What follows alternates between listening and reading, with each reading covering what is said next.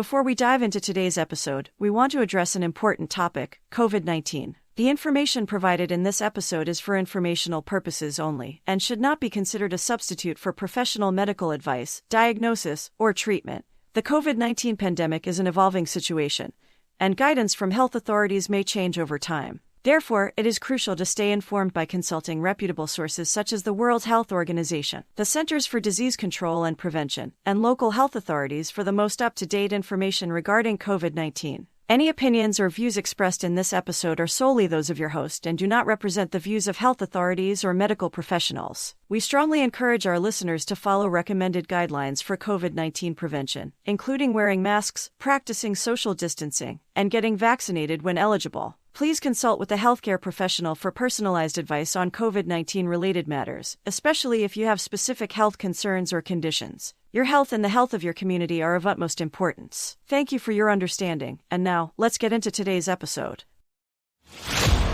COVID-19, the disease that defined our lives in 2020. 2020 is now the deadliest year in U.S. history. Since late March, the U.S. has led the world with the most cases and the most deaths, now at more than 334,000. What began as a faraway outbreak in China. There is growing concern at this hour over a possible outbreak of a mystery virus. Whenever we hear this is new, we haven't seen this before, we have no history on this pathogen, hairs stand on edge. Tonight, authorities confirm it is being spread from human to human. Off the coast of Japan, a quarantine cruise ship became a hotspot. More than 200 people with the virus on board this cruise ship. The Diamond Princess saw the biggest cluster of cases outside of China. And Italy became the European epicenter.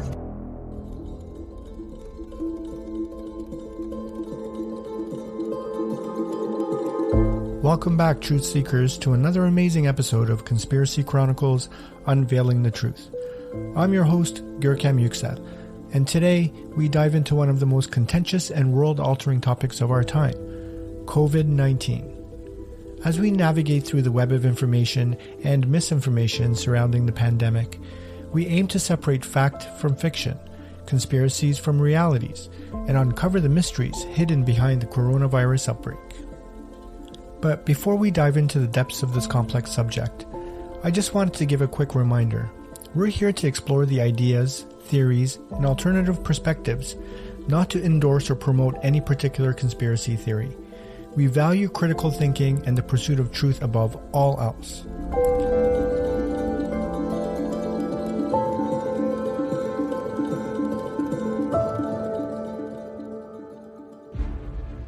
The COVID-19 pandemic has shaken the world to its core. It has led to unprecedented lockdowns, economic turmoil, and an unceasing debate over the origins of the virus.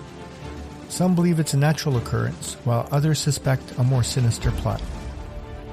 So today, we'll explore some of the most prominent COVID-19 conspiracy theories, including claims that the virus was engineered as a bioweapon, and that it originated in a laboratory, or that it's part of a broader global agenda.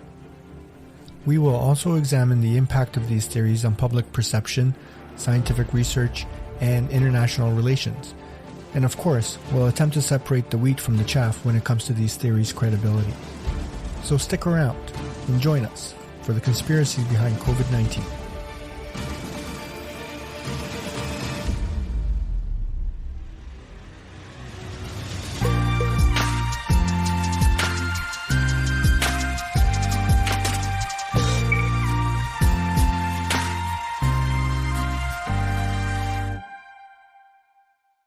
Conspiracy theories and claims about COVID-19 have proliferated since the start of the pandemic. It's important to note that these theories are often not based on credible scientific evidence and can be harmful. COVID-19, short for Coronavirus Disease 2019, is caused by a virus known as SARS-CoV-2, which belongs to the family of coronaviruses. Understanding the science behind COVID-19 involves several key aspects. SARS-CoV-2 is an enveloped virus, which means it's surrounded by a lipid bilayer membrane. This envelope is derived from the host cell membrane during the viral assembly process. It contains various viral proteins, including the spike glycoprotein, the envelope protein, the membrane protein, and the nucleocapsid protein. Think of this as the virus's outer coat, like its clothing. It's made of a layer of fat and proteins. The spike protein is the most well-known feature of SARS-CoV-2. It protrudes from the viral envelope and gives the virus its distinctive appearance, resembling a crown or a corona, hence the name coronavirus. The spike protein plays a crucial role in the viral entry into host cells. It binds to a specific receptor on the surface of human cells called ACE2, facilitating viral attachment and entry. Imagine this as the virus's key to enter our cells. It sticks out from the virus and helps it grab onto our cells. The envelope protein is involved in the assembly and release of the new viral particles. It plays a role in the morphogenesis of the virus and helps maintain the shape of the viral envelope. This protein helps shape the virus's outer coat, kind of like a tailor shaping a suit. The membrane protein is another structural protein that helps give shape to the viral envelope. It interacts with both the nucleocapsid protein and the envelope protein, adding to the overall structure of the virus. Think of this as scaffolding inside the virus's coat. It helps maintain the virus's shape. The nucleocapsid protein binds to the viral RNA genome, forming a ribonucleoprotein complex. This complex is then enclosed by the lipid bilayer envelope. The nucleocapsid protein also plays a role in the viral replication and packaging of the viral RNA. Picture this as a little backpack inside the virus. It carries the virus's genetic instructions. SARS-CoV-2 carries its genetic material in the form of a single-stranded, positive-sense RNA molecule. This RNA serves as the blueprint for the production of viral proteins and is replicated and transcribed inside host cells during the viral life cycle. This is like a virus's instruction manual. It's a long string of genetic information that helps the virus make more copies of itself once it's inside of our cells. The viral structure of SARS-CoV-2 is specifically adapted to facilitate its entry into host cells, replication of its genetic material, and assembly of new viral particles. Understanding this structure is essential for the development of vaccines and antiviral treatments to combat COVID-19. The spike protein in particular has been a major target for the vaccine development, as it plays a central role in the virus-host cell interaction. So when COVID-19 comes into contact with our cells, the spike protein on the surface acts like a key to unlock our cells. Now once inside, it uses genetic instructions to make more copies of itself, and the cycle continues, making us sick. The most common way COVID-19 spreads is through respiratory droplets that are produced when an infected person talks, coughs, sneezes, or even breathes. These droplets can contain the virus if the person is infected. If you're in close proximity, usually within 6 feet or 2 meters, to an infected person, and you inhale these droplets, you can become infected. In some situations, the virus can also be transmitted through tiny respiratory particles called aerosols. Aerosols are smaller than respiratory droplets and can linger in the air for longer periods. This is more likely to occur in enclosed spaces with poor ventilation, especially if there are infected individuals present. COVID-19 can survive on various surfaces for varying amounts of time depending on the material. If an infected person touches their face and then touches a surface, like a doorknob, elevator button, or a countertop, the virus can be left behind. If you touch that contaminated surface and then touch your face, particularly your eyes, nose, or mouth, you can introduce the virus into your body. Close personal contact with an infected individual, such as hugging, kissing, or even shaking hands, can also facilitate transmission if the infected person has the virus on their skin or in their saliva. In certain situations, especially in healthcare settings, the virus may become aerosolized during medical procedures like intubation or ventilation. This can pose a higher risk to healthcare workers in such settings. Although less common, there is evidence that the virus can be present in feces and in areas with poor sanitation. It might be possible to contract the virus through contact with contaminated water or surfaces. The human immune system responds to the infection by trying to neutralize the virus. This includes the production of antibodies, which are proteins that can bind to the virus and mark it for destruction. COVID-19 can cause a wide range of symptoms, including fever, cough, shortness of breath, fatigue, loss of taste or smell, and more. Some individuals may remain asymptomatic, while others can develop severe respiratory problems. SARS-CoV-2 has undergone mutations over time, leading to the emergence of new variants. Some variants may be more transmissible, have the potential to evade immunity to some extent, or cause different clinical outcomes. Scientists closely monitor these variants to assess their impact. Several COVID-19 vaccines have been developed to stimulate an immune response against the virus. These vaccines typically use a small piece of spike protein or a weakened version of the virus to train the immune system to recognize and fight SARS-CoV-2. Vaccination has been a critical tool in controlling the spread of the virus and reducing the severity of the illness.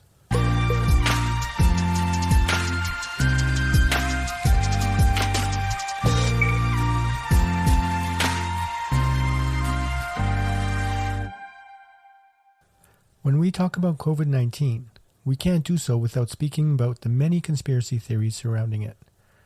Let's cover some of these conspiracy theories in this segment. The first one we'll cover today is the Wuhan lab leak theory. This theory is a controversial and unproven hypothesis that suggests the COVID-19 virus, which caused a global pandemic, originated from a laboratory in Wuhan, China, rather than a natural source like a wet market where animals are sold for consumption. The theory proposes that SARS-CoV-2 virus, which causes COVID-19, accidentally escaped from a virology research laboratory in Wuhan, specifically the Wuhan Institute of Virology. Proponents of this theory argue that the virus might have been under study in the lab, and due to safety lapses or inadequate containment measures, it accidentally got out. Wuhan, a city in central China, is where the first cases of COVID-19 were identified in late 2019. The Wuhan Institute of Virology, where researchers study viruses, including coronaviruses, is situated in the same city. The close geographical proximity of the lab to the initial outbreak has led some to question whether there might be a connection. The timeline is significant. If the virus had originated in a distant region and then caused an outbreak in Wuhan, it might have been less likely to raise suspicions about the lab's involvement. However, the fact that the outbreak occurred in the same city where the lab is located has led some to wonder if there was any link. Concerns have been raised about the safety protocols and containment measures in place at the lab. If there were any lapses in these measures, it could potentially lead to the accidental release of a virus being studied in the laboratory. The Wuhan Institute of Virology in Wuhan, China, has been involved in research on coronaviruses, particularly those found in bats. This research aimed to understand the potential for spillover of these viruses from animals to humans. Critics of the lab leak theory point to the research as a source of concern, suggesting that the virus may have accidentally escaped from the lab. Now, research labs that study dangerous pathogens like coronaviruses typically have strict safety protocols in place to prevent accidental leaks. The concern in the lab leak theory is that lapses in the safety measures or inadequate containment could have allowed the virus to escape. In early 2020, there were calls for investigations into the origins of the virus. China initially faced criticism for its handling of the outbreak and for not being totally transparent about the early stages of the pandemic. Then, in early 2021, the World Health Organization conducted a joint study with Chinese experts to investigate the origins of the virus. The joint report concluded that a lab leak was extremely unlikely and that the virus likely originated from animals. Critics of the joint study argue that it lacked transparency and access to critical data, raising questions about the validity of its findings. The debate over the origins of COVID-19 remains ongoing. Some scientists and experts have called for further investigations, including the possibility of a lab leak, to be thoroughly examined. The goal is to obtain more data and evidence to definitively determine the virus's origin.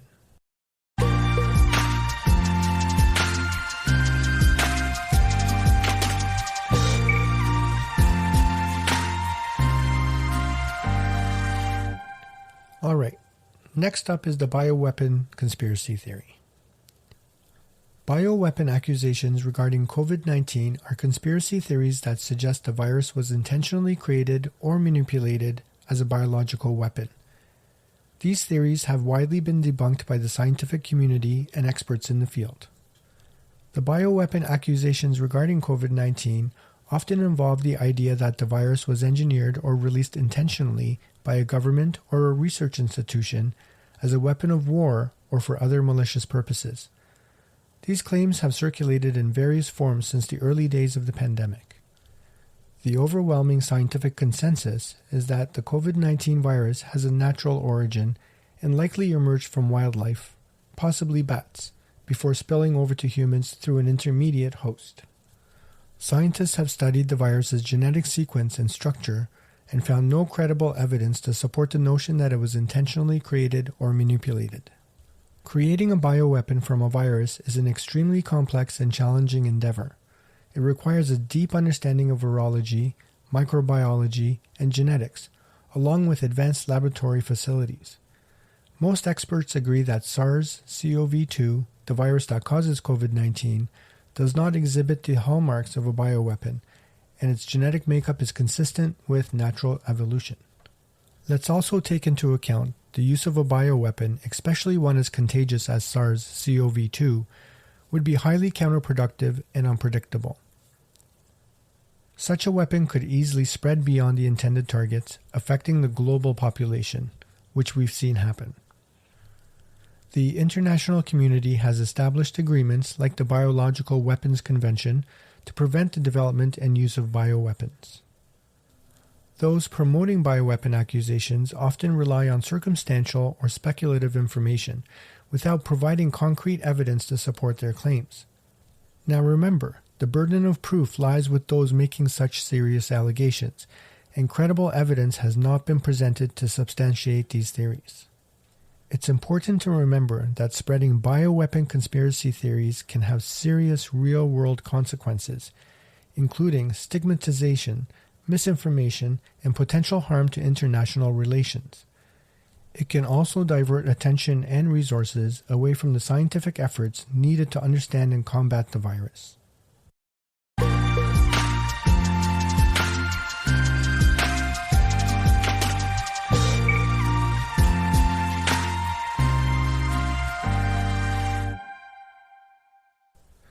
The vaccine microchip is another popular theory that has been circulating around the social circles.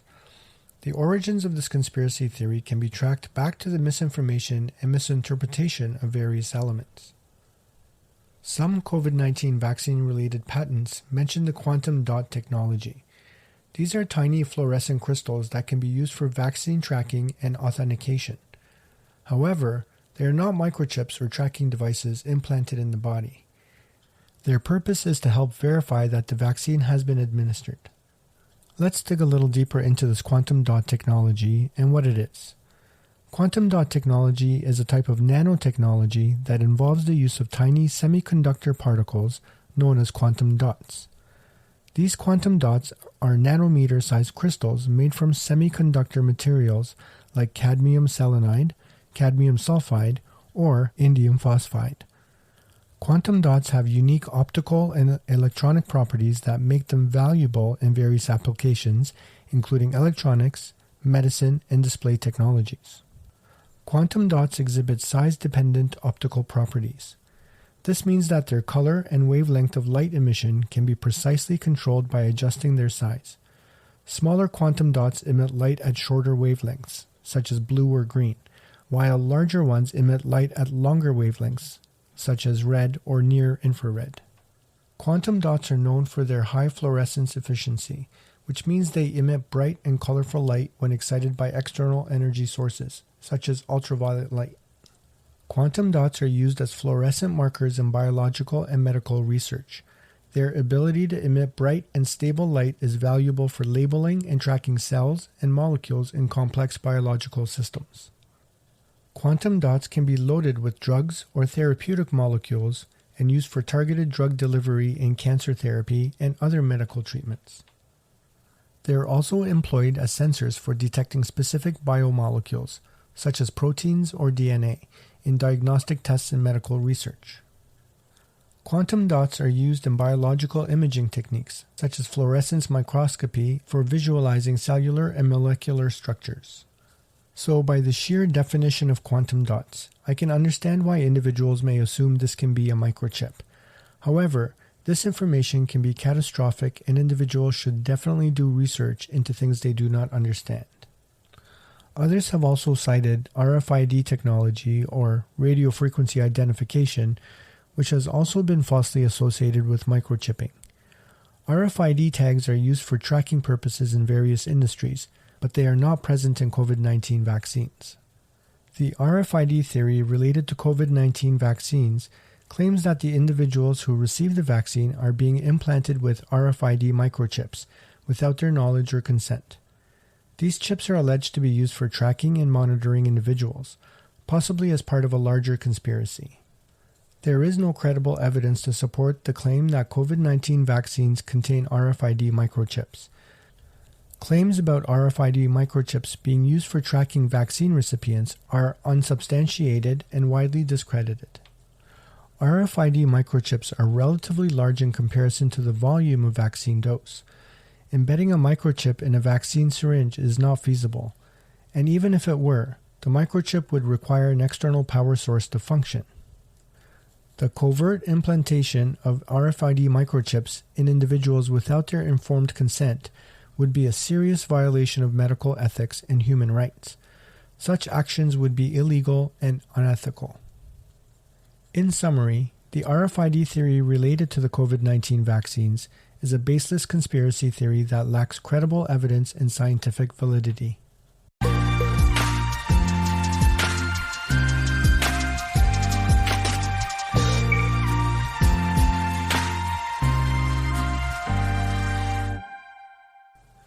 Vaccine misinformation also plays a big role, not as a conspiracy, but just as an overall concept to deter individuals from vaccination. Some of these misinformation claims are regarding magnetism and fertility concerns. The vaccine magnetism theory typically involves individuals claiming that after receiving the COVID-19 vaccine, they have become magnetized, and small metallic objects like coins, keys, or magnets can stick to their skin at the injection site. This theory has gained attention on social media and has been widely discredited by medical professionals and experts. There is no basis for the vaccine magnetism theory. COVID-19 vaccines do not contain any magnetic or metallic substances that could cause such an effect. The human body is not naturally magnetic, and vaccines do not possess the capability to change an individual's magnetic properties. The materials used in vaccines are carefully selected and thoroughly tested for safety and compatibility with the human body. Magnets and metallic objects adhere to surfaces through physical principles like attraction between opposite poles, positive and negative charges. These principles do not apply to the human body, as it does not generate magnetic fields in the way that magnets do. Most claims of vaccine magnetism are anecdotal. Investigations have shown that these claims can often be explained by factors such as sweat, natural skin oils, or adhesion due to pressure when applying objects to the skin. Numerous health authorities and experts, including the World Health Organization and the Centers for Disease Control, have confirmed that COVID-19 vaccines do not contain materials that could cause magnetism or alter an individual's magnetic properties. Some individuals have reported experiencing hair loss, a condition known as alopecia, following their COVID-19 vaccination. These claims have been shared on social media and in anecdotal accounts. Alopecia is a medical condition characterized by hair loss. It can occur for various reasons, including genetic factors, stress, medical conditions, medications, and other environmental factors. There are different types of alopecia, and the severity and pattern of hair loss can vary. The stress and anxiety associated with the COVID-19 pandemic, along with concerns about the vaccine's side effects, can contribute to temporary hair loss. Stress-related hair loss, known as telogen effluvium, is a known phenomenon. It is possible that the body's immune response to the vaccine, which can include inflammation, might trigger temporary hair loss in susceptible individuals. Hair loss can occur for a variety of reasons unrelated to vaccination, and some cases of alopecia following vaccination may simply be coincidental. Anyone who experiences adverse effects, including hair loss, following vaccination, should report them to their healthcare provider and the appropriate health authorities. Healthcare professionals can help assess individual cases and provide guidance on any necessary medical evaluation or treatment. Moving on, some individuals and groups have falsely suggested that COVID-19 vaccines can affect fertility in both men and women. These claims typically revolve around the idea that the spike protein of the SARS-CoV-2 virus, which the vaccines stimulate an immune response against, shares some similarity with a protein called syncytin-1, found in the placenta. The theory proposes that the immune response generated by the vaccine might mistakenly target syncytin-1, leading to fertility problems. The theory of COVID-19 vaccines causing infertility due to similarity with syncytin-1 is based on misunderstanding of the immune system. The immune system can distinguish between similar proteins and does not indiscriminately attack proteins that share some structural features. Claims about COVID-19 vaccines and fertility are often based on misinformation or disinformation spread on social media and unreliable websites. It's essential to rely on credible sources of information and consult healthcare professionals for accurate guidance.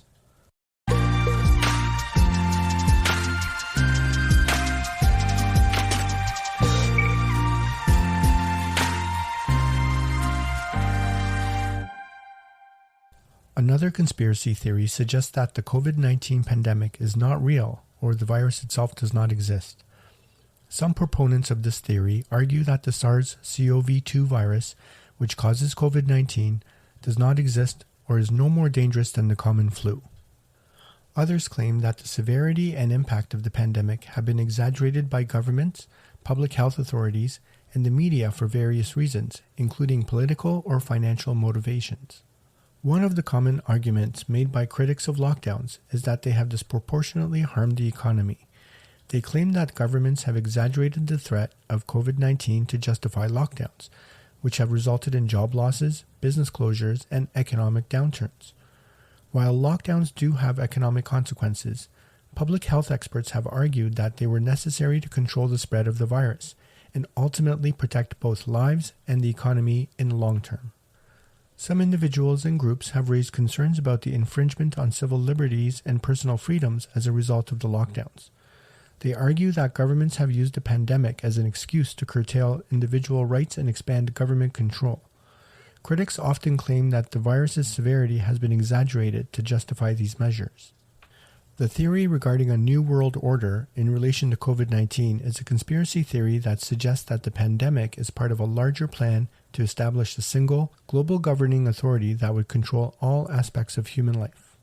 Proponents of this theory argue that the COVID-19 pandemic has been exploited by powerful individuals, organizations, or governments to create a global government that would have unprecedented control over people's lives, including their health, finances, and freedoms.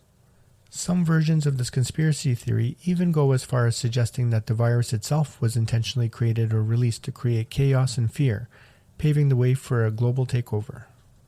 Another aspect of this theory suggests that the pandemic is being used to manipulate economies and transition to a new global economic system, often referred to as a Great Reset. Responses to the pandemic have varied significantly from one country to another, depending on local conditions, political leadership, and public health expertise. The idea of a coordinated global conspiracy does not align with the diverse approaches taken by different governments. Lockdowns, mask mandates, and vaccine campaigns were implemented based on recommendations from public health experts and epidemiologists. These measures were intended to slow the spread of the virus and reduce illness and death. Governments and health organizations worldwide have faced scrutiny and accountability for their actions and decisions during the pandemic. The pandemic has required international cooperation and information sharing to combat a global health crisis. The cooperation was aimed at finding solutions, developing vaccines, and ensuring equitable access to healthcare resources.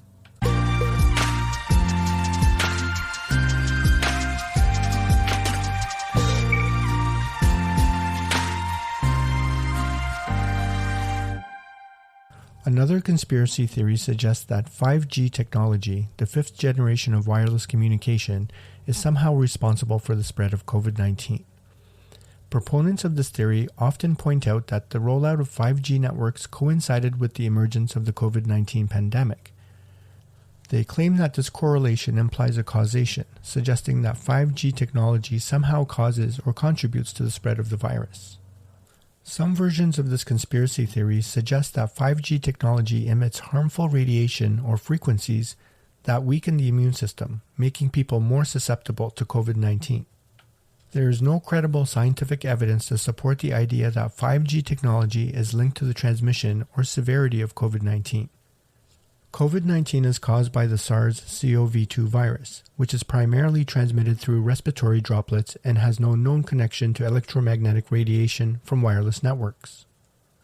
Let's take into consideration COVID-19 had affected countries and regions worldwide, regardless of whether they had 5G technology. The virus spread in areas without 5G infrastructure, and its transmission can be explained by known principles of virology. Let's also note COVID-19 cases were also reported in regions with existing 4G and 3G networks before the rollout of 5G technology. The virus's transmission occurred well before 5G deployment. Wireless technologies, including 5G, are subject to strict safety regulations and are tested for compliance with established safety standards. The electromagnetic radiation emitted by wireless networks is non-ionizing and does not have the energy to damage DNA or cells in the way that ionizing radiation, such as X-rays, can.